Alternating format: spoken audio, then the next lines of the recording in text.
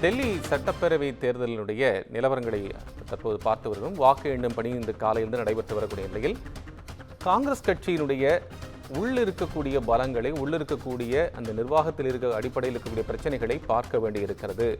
சட்டமன்றத்திற்கு ஒரு முதலமைச்சர் வேட்பாளரை, ஒன்றோ அல்லது இரண்டு முதலமைச்சர் வேட்பாளர்களை அவர்களை முன்னிறுத்தி பிரச்சாரம் செய்ய வேண்டிய ஒரு தேவை இருக்கிறது என்று மூத்த நிர்வாகி, காங்கிரஸ் கட்சியினுடைய முன்னாள் இங்கு இருக்கக்கூடிய தலைவர் திரு திருநாவுக்கரசர் அவர்கள் நம்முடைய கருத்துக்களை பகிர்ந்து கொண்டார். இந்த சூழலில் காங்கிரஸ் கட்சியுடைய இந்த நிலைமைக்கு என்ன காரணம் என்றும் அவர் ஒப்பீட்டு அளவில் சில விஷயங்களை பகிர்ந்து கொண்டார். ஒட்டுமொத்தமாக ராகுலை முன்னிறுத்தி இந்த தேர்தல் நடைபெறவில்லை, காங்கிரஸ் கட்சிக்கான ஒரு வேட்பாளர் முகம் தேவைப்படுகிறது என்றும் அதற்கு ஒரு உதாரணத்தையும் சொல்லியிருந்தார். அதே போல ஆளும் கட்சியாக இருக்கக்கூடிய அரவிந்த் கெஜ்ரிவால் அவர் தோல்வியை சந்தித்திருப்பது தங்களுக்கான ஒரு இண்டி கூட்டணியிலிருந்து விலகியது என்பதையும் இந்த நேரத்திலே நாம் யோசித்து பார்க்க வேண்டியிருக்கின்ற சில காரணங்களையும் பட்டியலிட்டு அவர் பேசியிருக்கிறார். திரு திருநாவுக்கரசு அவர்கள் பேசியிருந்ததை நாம் இதுவரை அவருடைய கருத்துக்களை கேட்டிருந்தோம்.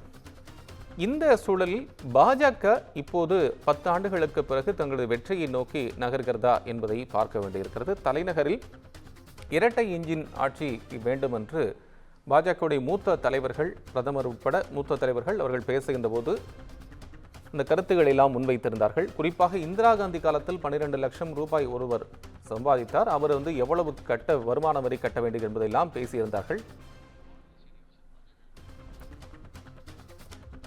நம்முடைய கருத்துக்களை பகிர்ந்து கொள்வதற்காக பாஜகவுடைய மூத்த நிர்வாகி மற்றும் சட்டமன்ற உறுப்பினர் திருமதி வானதி சீனிவாசன் அவர்கள் இணைப்பில் இருக்க.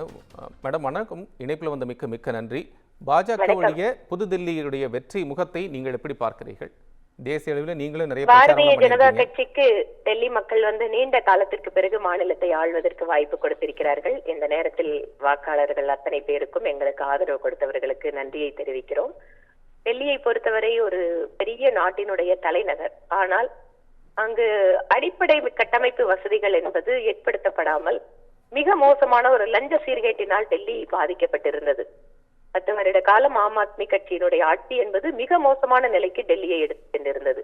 அது வாழ்கின்ற வாழ்க்கை தரத்திலாகட்டும், சுவாசிக்கின்ற காற்றாகட்டும், அல்லது பயன்படுத்துகின்ற தண்ணீராகட்டும், அதிகமாக மாசுபட்ட நகரங்கள் பட்டியலில் முதலிடத்தில் இருக்கக்கூடிய நிலைமையில் டெல்லி இருந்தது என்பது ஒரு மிகுந்த கோபத்தை ஏற்படுத்தி இருந்தது. அது மட்டும் இல்லாமல் நேர்மையான ஆட்சியை தருவேன் என்று கூறி ஆட்சிக்கு வந்த அரவிந்த் கெஜ்ரிவால் தன்னுடைய ஆடம்பர வாழ்க்கையாலும் லஞ்ச புகாரினாலும் இன்று மக்களுடைய நம்பிக்கை இழந்தவராக, அவரே தோல்வியுற்றவராக இன்று நிற்கிறார்.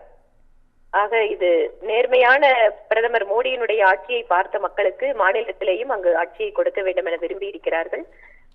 இனிமேல் டெல்லி தலைநகரினுடைய அந்த முகம் என்பது மாற துவங்கும். அந்த ஒரு ஆரோக்கியமான மாற்றத்தை எடுத்துச் செல்வதற்கு பாரதிய ஜனதா கட்சி தயாராக இருக்கிறது. இதுல மேடம் இப்ப என்னன்னா, ஆம் ஆத்மி வைக்கக்கூடிய குற்றச்சாட்டு என்னன்னா, பாஜக எல்லா விதமான போர்ஸையும் யூஸ் பண்ணி எங்க மேல பொய் குற்றச்சாட்டுகளை போட்டு அப்படிதான் இந்த தேர்தலில் அவங்க வெற்றி முகத்தை நோக்கி நகர்றாங்க அப்படின்னு அங்க இருக்கக்கூடிய டெல்லியில் இருக்கக்கூடிய தலைவர்களும் சரி, இங்க மாநிலத்தில் இருக்கக்கூடிய திரு வசீகரன் அவர்களும் எல்லாரும் இந்த குற்றச்சாட்டு முன்வைக்கிறாங்க. அதாவது ஏன் போர்சஸ் வந்தது? நேர்மையான ஆட்சி இருந்திருந்தா போர்சஸ் வர்றதுக்கு வாய்ப்பே இல்லை. இரண்டாவது, நீதிமன்றத்துலதான் எல்லா வழக்கும் இருக்கு. நீதிமன்றம் தான் அவர்களுக்கு ஜாமீன் கொடுத்திருக்கிறது, நீதிமன்றம் தான் அவர்களுடைய வழக்கை நடத்தி கொண்டிருக்கிறது. அந்த ஏஜென்சிஸ் எல்லாமே புகாரினுடைய அடிப்படையில் அவர்கள் வேலை செய்தார்கள். அதனால் தாங்கள் நேர்மையானவர்கள் என்று சொல்வதற்கு அவர்களுக்கு தைரியம் இல்லை, முகமும் இல்லை. ஆனா நடவடிக்கை எடுக்கிறது எல்லாத்தையும் இது அதிகாரத்தினுடைய பலனாக இவர்கள் செய்கிறார்கள் அப்படிங்கிற ஒரு குற்றச்சாட்டை வைக்கிறார்கள். ஆனால் எத்தனையோ குற்றச்சாட்டுகள் இருந்தாலும் நீதிமன்றம் அதை பார்த்து கொண்டுதான் இருக்கு. இங்கு தோல்விக்கு ஒரு காரணம் வேண்டும் அவர்களுக்கு, அதனால் இதை கூறுகிறார்கள். இல்ல இப்ப தேர்தல் வாக்குறுதி பிரச்சார சமயத்துல கூட தேவையில்லாம இந்திரா காந்தி அவர்கள் பேரெல்லாம் கூட பிரதமர் அவர்கள் இழுத்தார். இப்ப அதெல்லாம் பேச வேண்டிய கரண்ட்ல தேவையே இல்லை, அதெல்லாம் கூட பேசுறாங்க அப்படின்னு அதையெல்லாம் கூட ஏனென்றால் காங்கிரஸ் கட்சி தன்னுடைய தேர்தலிலே அந்த பிரச்சாரத்திலே சில கேள்விகளை முன்வைக்கிறார்கள்.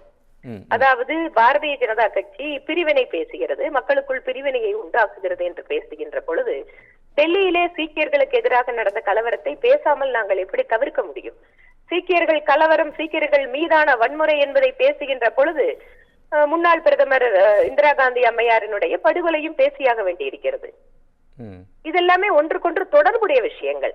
காலங்கள் மறைந்தாலும் வரலாறு என்று இருக்கின்ற பொழுது அந்த வரலாற்றை சுட்டி காட்டுவது ஒரு அரசியல் கட்சியினுடைய கடமை. ஓகே, அந்த அடிப்படையில் மட்டும்தான் இப்போ இந்த தேர்தலில் அந்த பிரச்சாரமெல்லாம் முன்வைக்கப்பட்டது அப்படின்னு நீங்கள் சொல்கிறீங்க. ஆனால் இப்போ இந்த தேர்தலுக்கான ஒரு வெற்றி அடுத்தடுத்த நகர்வுகளை ஒரு பெரிய அளவுக்கான ஒரு மாற்றத்தை ஏற்படுத்திடும் அப்படின்னு நமக்கு ஒரு நம்பிக்கை கொடுக்குதா? இந்தியா முழுமைக்கு எடுத்துக்கொண்டீர்கள் என்றால் பாரதிய ஜனதா கட்சியினுடைய இன்ஃப்ளூயன்ஸ் அதிகமாக இருக்கின்ற மாநிலங்கள் இன்ஃப்ளூயன்ஸும் குறைச்சலா இருக்கிறது. அதாவது கட்சி ரீதியாக வளர்ச்சி இன்று சிறிது சிறிதாக மத்திய பகுதியில் இருந்த பாஜக, மேற்கு பகுதியில் இருந்த பாஜக, வடகிழக்கு மாநிலங்கள் முழுமையாக இன்று தன்னை தன்வசப்படுத்தி கிழக்கு மாநிலங்களில் குறிப்பாக ஒடிசா மாதிரியான மாநிலங்களில் ஆட்சி, மேற்கு வங்காளத்திலே எதிர்க்கட்சி என்கின்ற அந்தஸ்து, ஆந்திர பிரதேசத்திலே கூட்டணி ஆட்சி, தமிழகத்திலேயும் கூட 4 MLA-க்கள் என்று சிறிது சிறிதாக தன்னுடைய பலத்தை நிரூபித்துக் கொண்டு வருகிறது. இதில் பலம் என்று நான் சொல்வது மக்களுடைய ஆதரவு. அதனால் இந்த நகர்வுகள் அப்படின்னு சொல்லி பாத்தீங்கன்னா இன்று நம்பத்தகுந்த கட்சியாக பாஜக மக்கள் முன்பாக நிற்கிறது. பிரதமர் மோடி அவர்களுடைய தலைமையின் மீது மக்கள் கொண்டிருக்கின்ற நம்பிக்கையை நாங்கள் பார்க்கிறோம். ஓகே, இல்லைனா இதில் சாமதான பேத தண்ட எல்லா விதத்தையும் பயன்படுத்தி தான் பாஜக வருது அப்படின்னு மீண்டும் ஒரு குற்றச்சாட்டு வந்திருக்கு. அதுக்கு மட்டும் நிறைவா உங்களுடைய பார்வை? சாமதான பேத தண்டம் என்பது அத்தனை பேருக்கும் உரித்தானது. So which all means வந்து நம்ம தேர்தலை கண்டெஸ்ட் பண்ணோம் அப்படின்னு சொல்றீங்க. With all means for every political parties. ஒரு வெற்றி என்கின்ற விஷயத்தை நோக்கி செல்கின்ற பொழுது அறம் சார்ந்து தர்மம் சார்ந்து சட்டத்திற்கு உட்பட்டுதான் ஒரு அரசியல் கட்சி செயல்பட முடியும். Right.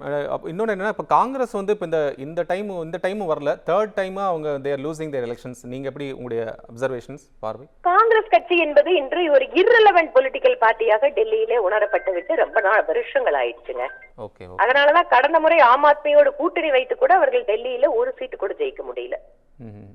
As of now Congress வந்து டெல்லி பாலிடிக்ஸ்ல வந்து irrelevant பார்ட்டி. ஓகே, ரொம்ப ஸ்ட்ராங்கான உங்களுடைய கண்டனம் தெரிவிச்சிருக்கீங்க. ரொம்ப நன்றி மேடம். இணைப்பில் வந்து உங்களுடைய கருத்தில் வந்து ரொம்ப நன்றி. ரொம்ப நன்றிங்க. தொடர்பு கொண்டதுக்கு நன்றி.